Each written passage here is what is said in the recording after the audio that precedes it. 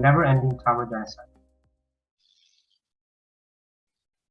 So why have I chosen this issue to talk about? Hello to all.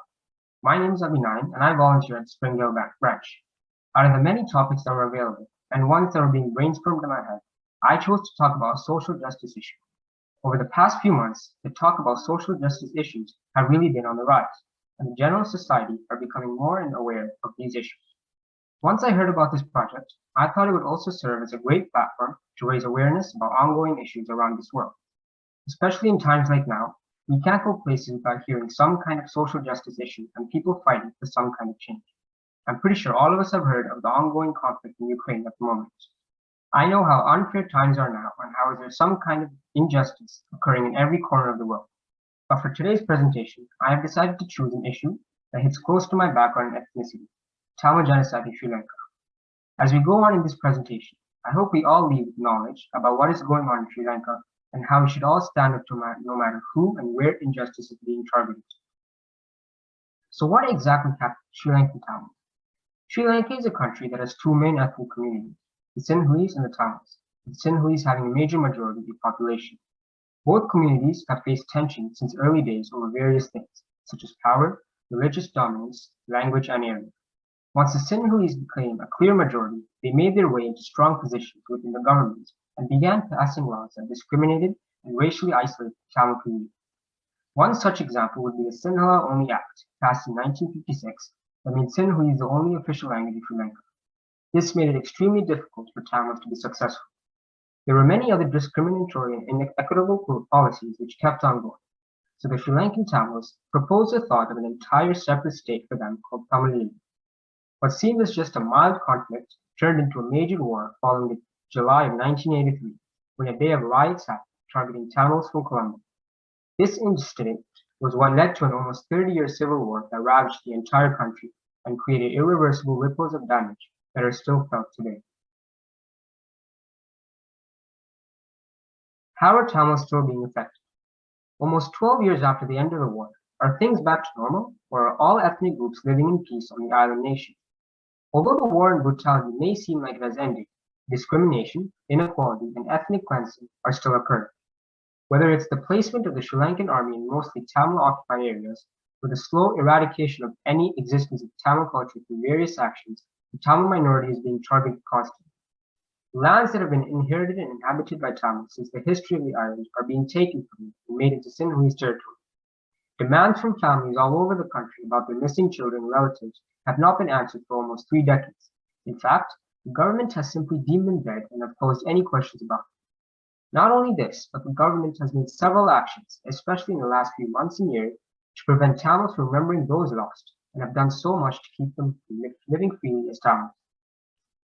Firstly, the destruction of the Viking Memorial in Jaffna. On January the 9th, 2021, this memorial at Jaffna University was demolished at the request of the Sri Lankan government. Almost 12 years after the war, this fact demonstrates how there is still an effort to fully erase Tamil identity and not allow us to even remember those who were lost. This monument was so significant because it commemorated the final part of the war that took almost 100,000 lives of innocent civilians.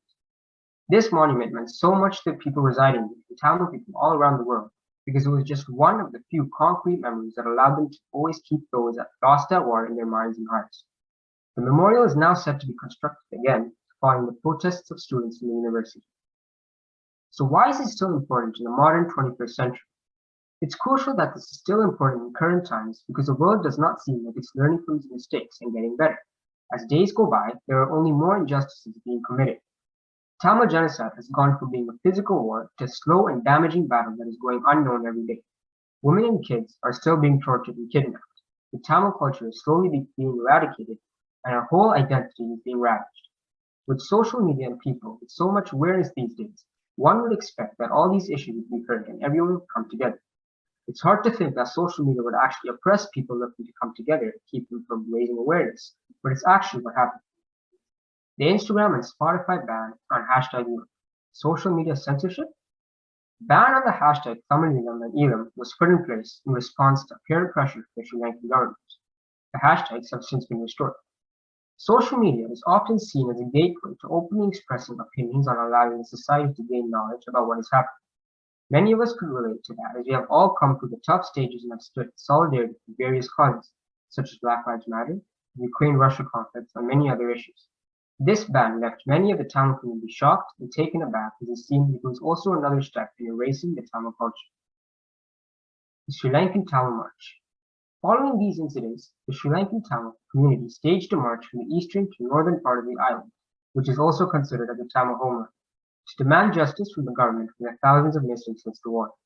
This protest had politicians, civilians, and religious leaders taking part by car and foot, with mothers and fathers possibly hoping for the last time that their kids might be returned after years of neglect. The parents and relatives also staged a fast to add even more fire to the atmosphere of the protest. This march came mainly in response to a rejected UN Human Rights Council report by the Sri Lankan government. This shows how the government is still maintaining its unfair stance in allowing justice to the Tamil minority. So imagine how your parents would feel if you had gone missing for almost 3 decades and they still have no answer as to where you could be. These mothers and fathers have gone all their lives from living in a war, then losing their future to the war, and then spending their last few years still hoping against hope they could have a glance at their children. This protest gathered much firepower and led to other marches and rallies around the world, including here in Canada. Many of these parents have either lost hope entirely or have sadly passed away. What hurts the most is the fact that these parents couldn't have the dying wish granted at all. Another issue is the recent economic crisis in Sri Lanka. Sri Lanka has recently slipped to the nation's worst economic crisis in history, and all aspects of life are being affected. Gas prices have soared, leaving people lining up for hours on end to get fuel. A few have unfortunately died in these lands as well. Power is cut for many hours daily since there's not enough fuel to operate generating plants. Dry weather on top of that has made it hard to preserve hydropower capacity. Exams have been cancelled just because there's a shortage of paper.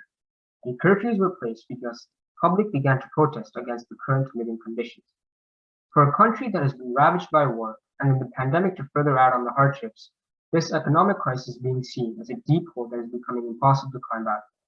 At first, it seemed that at the end of the war, it was mostly the Tamils that endured much suffering and are still coping with the after effects of it all. But now, the people of Sri Lanka are being tested as a whole. No differences whatsoever between any of them, just the fact that each and every one of them are humans and are fighting for a living. Although it's very sad to see the people struggling, I think the one lesson we can derive from this predicament is that unity is the way to go.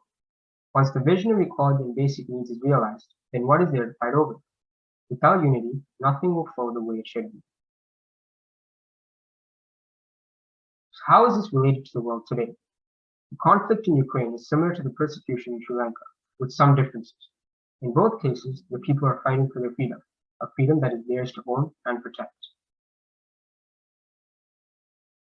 So that brings me to the end of my presentation, and I want to leave you all with the hope that my presentation has raised awareness and helped you all gain knowledge about what's going on in Sri Lanka and how the Tamil people are suffering. Having been born here and having so many opportunities, it made me take some things for granted.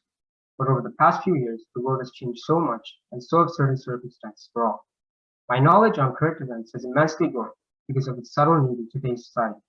My topic, the Tamil genocide, is not to dwell on past memories or worry about what happened in the past, because it's done. It is important to remember it, but dwelling on it will be no use. I chose it because in today's day and age, we all have a part to play in changing the future. Although I was never part of the issue and never felt any direct impact, I do have the urge to somehow help and change the situation around this issue and begin some kind of change regarding social injustice. Nowadays, we all get very busy in our unusual lives, but if we start forgetting issues like these, there will always be injustices in the world. I want to help my people make a change and just fight injustice anyway. I hope I've helped all of you realize the same as well. So I want to leave you with a quote from Martin Luther King Jr. that pretty much fits our lives today. Injustice anywhere is a threat to justice everywhere. Thank you for listening.